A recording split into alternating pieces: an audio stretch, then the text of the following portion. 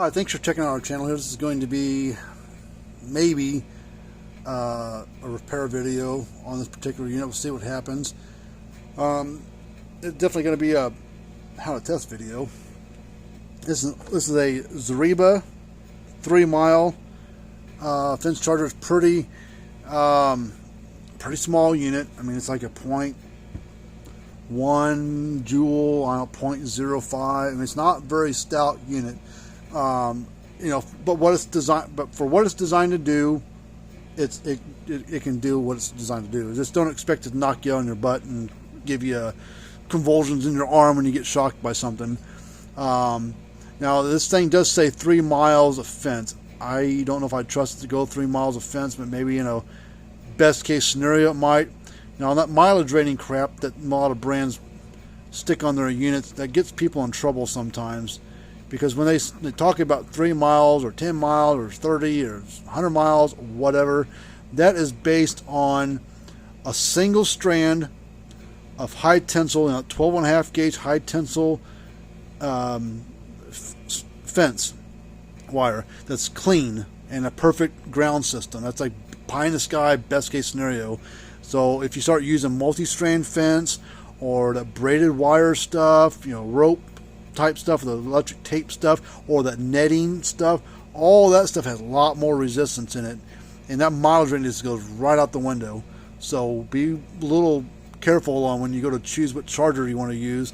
Might get you in trouble, and you might not like the unit you bought. You might think it's a piece of junk, but it's actually doing fine. But but you're trying to make it do, it can't do. So let's just turn it on. So switch on the bottom here. The 1 is the off, or on, I mean, and 0 is off, so we'll flip the switch on. Hey. Clicking and flashing. Usually get these 3 miles in, they don't do anything. They either flash and nothing comes out, or they don't come on at all. So let's put the tester across it, see what it does. Well, 6,000 volts.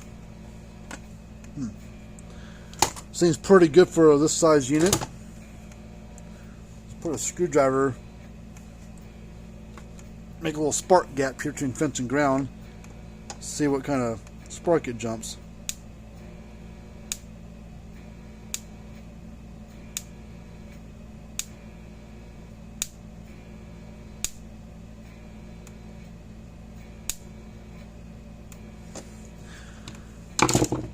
Ain't nothing wrong with it.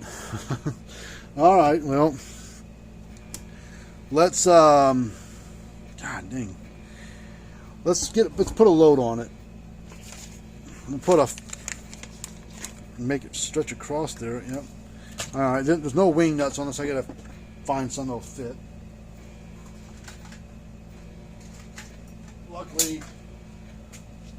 Luckily they use the same threads on all their units, so I buy these wing nuts by the box full at the hardware store.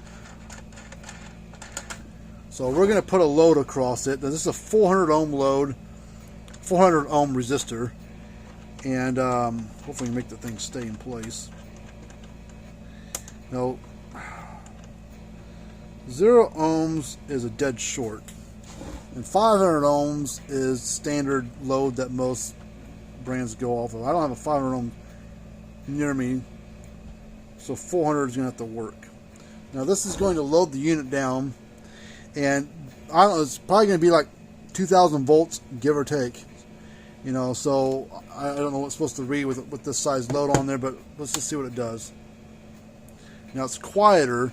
It's not as loud as it was, but it is still flashing.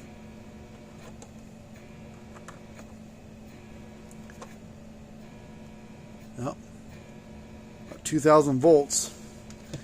I was guessing, but I got it right. Because there's like the old Gallagher S17s that used to be around. They were a similar powered unit, maybe pretty darn close to what this one is, maybe a little stronger, and it would hit about 8,000 volts peak. And with a 500 ohm load, it would drag it down to around 2,000 volts. So I kind of used that to maybe think about this one might be putting out. So it reads fine with the load.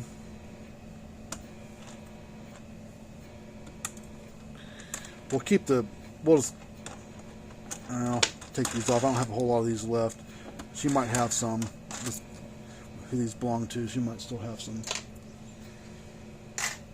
I'll call her, and if she needs some, I'll give them to her.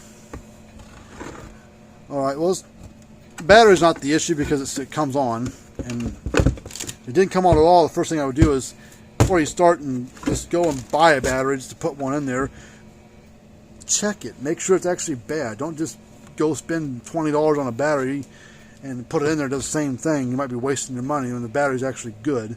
So, if you're not sure to test the battery, hold on.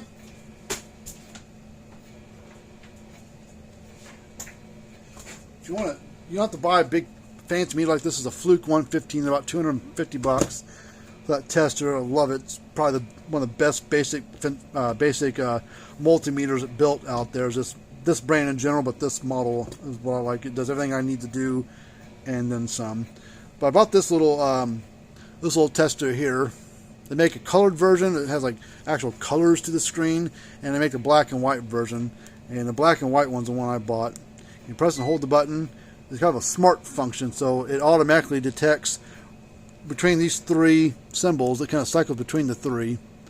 And if you want to use one of these other ones, you can go up here and choose it. But what we're going to do is we're going to do battery voltage. We're going to go down to this symbol there.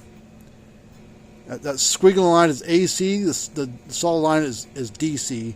And right now you can see it's on DC volts. If we want to check our AC outlet, we just hit this little button, select, changes it to AC. See the little squiggle line there? There's a little dotted line deal. So now we're going to go across this, and it's auto ranging. This thing's like $40. It's pretty cheap. What size battery is this? 6 volt. And we are reading 6.5 volts. So this battery's fine, nothing wrong with it. It's not, and it also tests capacitors and just some other stuff. It came with like a temperature probe thing, which I don't care about that. It also does capacitance, ohms for resistance, continuity, diodes, SCRs. So basically all I ever use is basically from the capacitor symbol over. I don't care about none of this other crap. I don't deal with that stuff. And turn it off, and just press and hold the button. So do a little test. If you're ever looking for a cheap little tester that's actually pretty good. So we bought that on Amazon for about $40, give or take. And they are missing their cover. A little cover that goes on here to holds the battery. I'll ask them if they need a cover because I don't think I've got one. I'll look in their package, the box, and see if that is in there. If it's in there, we'll put that on there. If it's not in there, then we'll, duct tape across there or something. I don't know. Figure it out.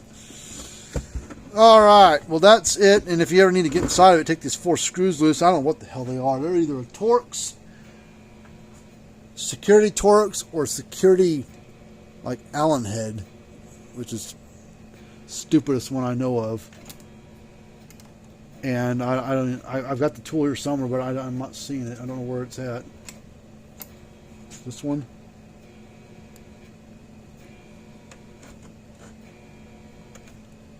No, that's solid on top, stupid. But anyway, I don't see the tool here looking. I'm sure I've got one here somewhere. This does not look like a Torx, because if it was, it would be this one right here. That might take it out. But it's either security Torx or security Allen. It looks like an Allen to me, but maybe it is a Torx. I can't tell. It's too narrow, the side wall and the side of the screw. But take those 4 screws out, and this whole front cover just comes right off.